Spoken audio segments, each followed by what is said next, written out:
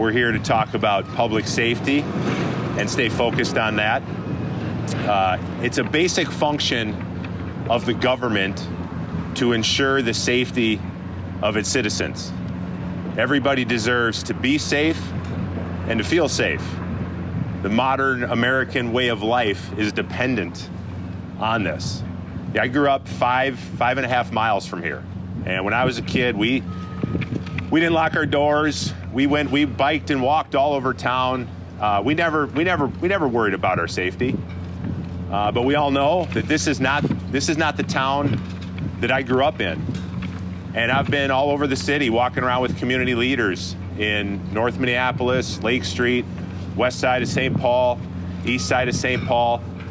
This is not the Minnesota that they want either. And we could sit here all day and name the facts and bang on them, but we don't have to. We know how bad things are here right now. And that's the bad news. The good news is we know how to fix it because we know what caused it. It's been a total lack of leadership starting at the governor's office. He has cultivated an environment of a culture of disrespect towards police officers and emboldened criminals to do basically whatever they want. And so we're here today to talk about our plan and to talk about how we're going to take our streets back and our communities back. Because if our streets aren't safe, Americans, Minnesotans can't realize the American dream and their inalienable rights, and communities can't thrive. So I'll turn it over to Scott now to go through the plan. Thank you folks all for coming. A lot of you may not know that even though I grew up in Sleepy Eye and I practiced medicine in Carver County my entire career, I did my training just a couple blocks north at Bethesda Hospital. I worked a tremendous amount of emergency room there. We had the occasional gunshot wound, but I remember more vividly the suicides. I remember more vividly the mental health crises that came in. I remember one night a woman committed suicide by jumping off one of the walk bridges, and she landed right into a car and literally jumped from the front seat to the back seat, and by the time she hit the back seat, she was dead. And there were 2 young children in the back seat. Fast forward 35 years, and I spent 4 years here in the Senate building. While I was in the Senate, I remember the parking lot right over there where Governor Walz would occasionally drive in. I remember he'd come in at 11 o'clock at night, particularly if he thought he needed to make himself clear with his colleagues. It was just a couple of weeks ago that there's an accident here. You could call it an accident. It was a carjacking. And it happened right here at Governor Walz's parking lot. But arguably at that time, Governor Walz was choosing to use backroom vetoes and tell us that he hasn't had any formal vetoes in 4 years. We could have something done on public safety, but we don't. And it starts at the top. It was Governor Walz's call. He could have made something happen with public safety. So we're here today to say Minnesota's been a leader in so many things through the years. We have truly been the bright shining star of the North, and we can be that again. But the only way we can do that is we start with the brainstorming. We start with the 30,000-foot view and say, okay, what is the framework going to be to restore public safety? To try to put that lawlessness, that genie of lawlessness back in the bottle again. We've got to start there. We're not trying to prescribe policy today. We're trying to say within this 10-point framework, this is the starting point. We can do this, Minnesota. But it all starts with one question. Do you feel safer today than you did 4 years ago? When I ask people across the state of Minnesota, whether it's in greater Minnesota or in the urban areas, do you feel safer than you did 4 years ago? They're saying no. Doesn't matter if you're Democrat, Republican, Independent, or whatever. Doesn't matter if you're young, old, whatever ethnic group you belong to. So I want to talk about the 10 points that we think would make a substantive difference. And you can get more information just by going to drscottjensen.com/safety. And you can get a lot more background information so you don't have to take notes quite so feverishly. First, I think everyone here can recognize that at some level, Governor Walz has failed. He is frozen. When you have journalists asking, where's our governor? When you know that the 3rd Precinct building has been allowed to burn down, when you know that statues that are not owned by the private citizen but instead owned by the state of Minnesota are being torn down simply because someone wanted to and they were allowed to, someone froze. Someone lost their way. It got away from Governor Walz and Lieutenant Governor Flanagan.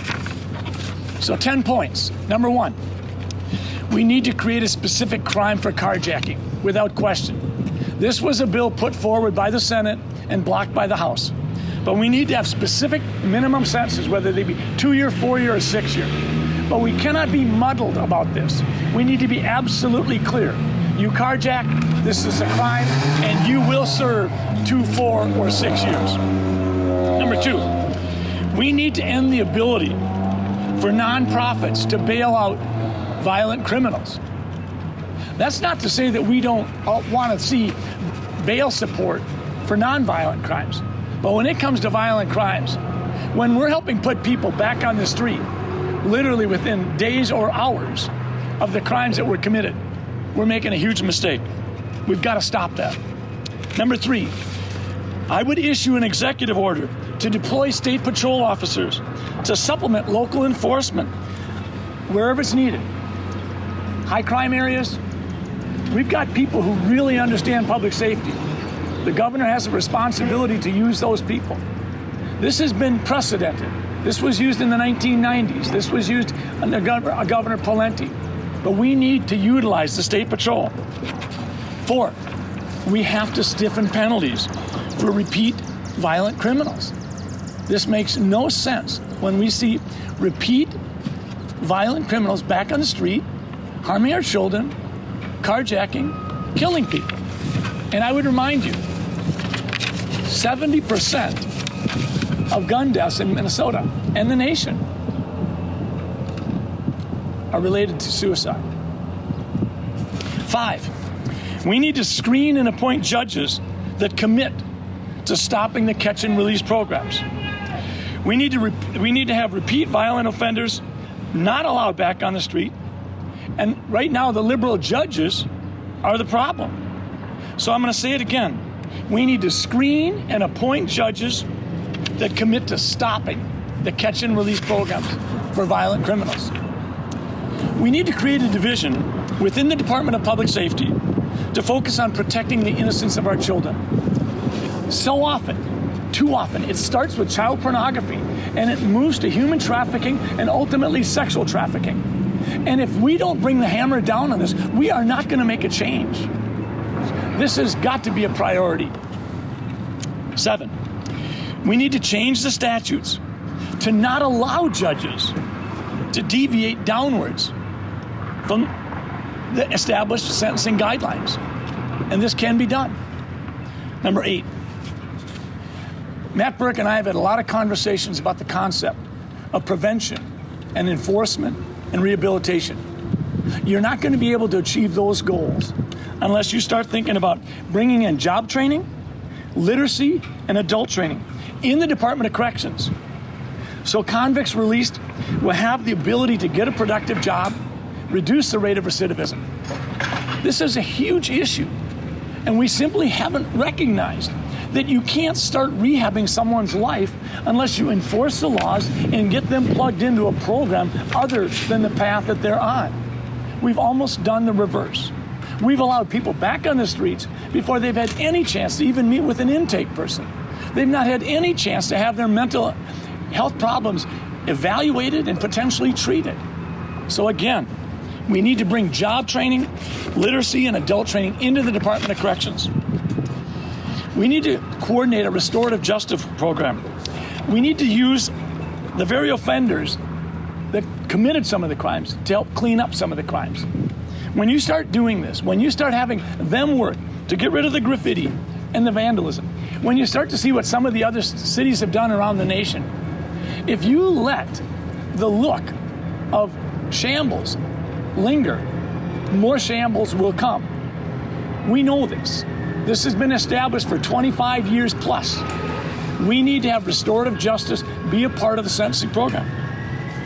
And lastly, we need to commit to using the National Guard immediately and promptly upon need, and deploy or activate, if you will, preemptively whenever we need in order to terminate violence. No question, in 2020, 72 hours of rioting and damage and burning down buildings was far too much. It isn't just Minneapolis and St. Paul that's on Governor Walz's legacy. It's cities across the nation that would have responded differently if Governor Walz and Jacob Frey had responded differently. Quite frankly, we have, so to speak, this mafia of allowing violent crime seemingly led by Governor Walz and Mayor Jacob Frey and Attorney General Keith Ellison. I'm going to close by saying this. We need to ask ourselves a question. Do we feel safer today than we did 4 years ago? And I think everybody knows the answer to that question. Personally, I'm old enough that I remember what happened in Newark, New Jersey and Detroit, Michigan in the late 1960s when the riots hit them. People thought those cities would bounce back just because they were big cities and dollars would be plowed in. It didn't happen. 50 years later, Detroit still struggles with the legacy of 1967. We're kidding ourselves if we think Minneapolis and St. Paul will be restored to pre-2020 levels just because we wanted to. We're going to have to work hard. This is a 10-point plan that can have immediate effect. And if it does, one of the things that will happen downstream, well, you'll see more and more downtown companies having their employees back in the workplace. And when that happens, you have more people, more traffic, more safety. This is what we need to do. We appreciate your coming out very much, and we'd love to stand for questions. Thank you. Go ahead. So it sounds like you'd like to have a special session convened quickly to have some of these things considered, passed into law, and not have to wait until January, February, March, April, May. The question was, based on this 10-point program, someone has inferred that I would like to have a special session. No, I didn't infer anything. I said, it sounds like you would want to. You want these things to be passed. If Governor Walz and the legislature would commit to passing this 10-point program, I'd like to have a special session this afternoon. Absolutely. But the fact of the matter is, this is not the prescription of policy. This is a framework within which we can restore public safety very quickly. So I think we have to be realistic and understand that there's got to be some meat put on the bones in order for this to work. But if that were to happen, and a special session would be limited to that, absolutely. Next question. Yes. Officer recruitment and retention, that's been a hot topic at the legislature. Cities such as Minneapolis have shorted under the budgeted number of officers. Could you repeat that question? Police officer recruitment and retention has been a hot issue at the legislature because some departments, including in Minneapolis, don't have as many officers as they would like. They're under the absolutely. minimum. Yeah, the question is regarding retention of police officers and recruitment of new police officers. It's a good question. I think anybody that's run a business knows that it's a whole lot easier to focus on trying to retain your employees rather than have to see them go elsewhere and then have to go in and recruit and, if you will, onboard people and things like that. Even if we're able to retain every police officer we presently have, we don't have anywhere near enough because so many have left. I get reports almost weekly from various constituents around Minnesota telling me the problem hasn't gone away. We're being forced to work overtime shifts. We have police officers that are working 22 shifts a month, and each one of them is at least 12 hours. We have forced overtime requirements for dispatchers. So you're absolutely right. That isn't a part of our 10-point program, but it certainly should be considered. But I think in terms of that recruitment, to add to your concept in regards to your question, I think we need to be far more aggressive. In the same way that when I was in medicine and in residency, one of the best ways to get people to, if you will, serve in underserved areas was to identify a method whereby you could get people that would come into your program. In this situation, it was Bethesda Family Residency Program, and get people to come. So we needed to bring people in that would want to go to an area that was underserved. And I did that when I finished my residency program. I went to an underserved area, and that provided me a measure of loan forgiveness. We need to do the same thing in our high schools and in whatever level of training is needed. We need to identify people that might want to have a career in law enforcement and say, could you come into this program? And we will help grease the skids, if you will. I think this would be perhaps one of the best ways to recruit. But for now, we're not going to be able to retain police officers if we're going to talk about removing qualified immunity from them. I mean, for a police officer to get close to retirement and then to realize that if they put themselves in harm's way by responding to a crime or a potential crime that could put them in a situation where they could lose everything. I mean, I have these conversations in the office with patients that I take care of. I have conversations when I do ride-alongs with police officers. But we have got to be sensible about this, and I don't think we have been. We need to lift up the work that police officers do, respect the fact that when they start their shift in the morning, they don't know if they're going to go home alive and kiss their husband or wife or whoever their partner is, or if they're going to end up dead in a box. So you're absolutely right. Retention and recruitment should be a huge deal. And honestly, if I were to rewrite this, I'd make it an 11-point program. Thank you. Next question. Guys, Go ahead. real quick. Absolutely. Yeah, right. I mean, we all know that a lot of police officers have retired the last few years. I mean, can you blame them? I mean, can you blame them with what's going on the streets and what the message is being sent from up high? This might not be exact, but I believe it was pre-riots. Chief Rondo, I think they had 900 and some officers in Minneapolis, and he gave a proposal to the city council and said a fully staffed police force in Minneapolis is 1,400 officers. And the plan was rejected. So this didn't just happen with the riots. It wasn't just one thing. You know, I think that it had been leading up to this point, and the riots were that tipping point to get us to where we are now, where, you know, Minnesotans in the city and out in the suburbs and out in greater Minnesota are concerned for the safety of themselves and their families. Several of the things in your plan, maybe with the exception of the executive orders with regard to state patrol and the National Guard, would require the legislature to pass bills, something that's not going to happen until maybe sometime next year around this time.